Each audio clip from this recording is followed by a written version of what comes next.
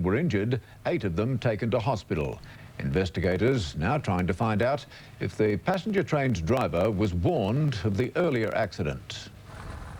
It was just after 6 a.m. The enormous coal train was heading west back into the Hunter Valley when, one after another, 28 of its 50 wagons slipped off the rails.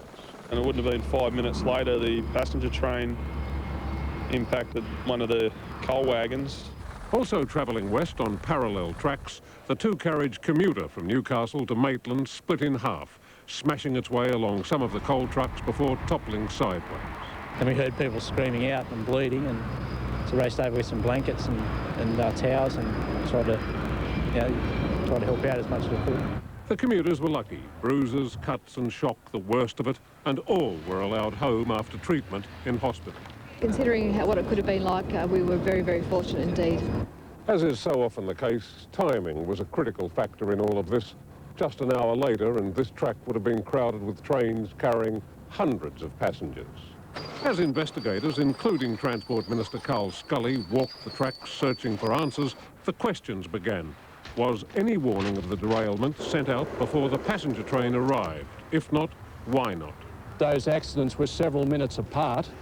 That's got to be a great concern to everybody, and I think the government's got a lot of explaining to do today. The government's been explaining about railway communication since 7 people died when a commuter train ran without any warning into a stationary express at Glenbrook on the Blue Mountains 2.5 years ago.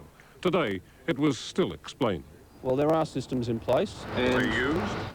Well, the investigation will obviously look at communications, both radio and otherwise, and signalling systems, how they were used.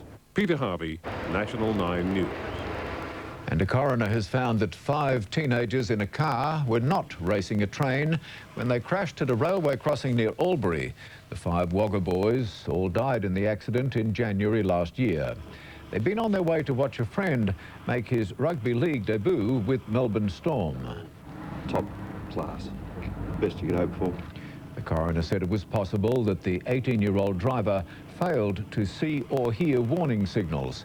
He's called for urgent safety upgrades to all level crossings. Told the boys' parents it's a sad reality. It will never be known precisely what happened. The families now wish to cherish the memory of their sons and friends, and they are grateful that their sons' good names have been fully restored.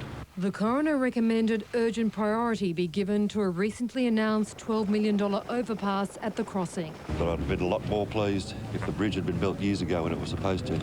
If that was the case, my son would be standing beside me right now. The families want to name the overpass 5 Mates Crossing. Stephanie Kennedy, 7 News.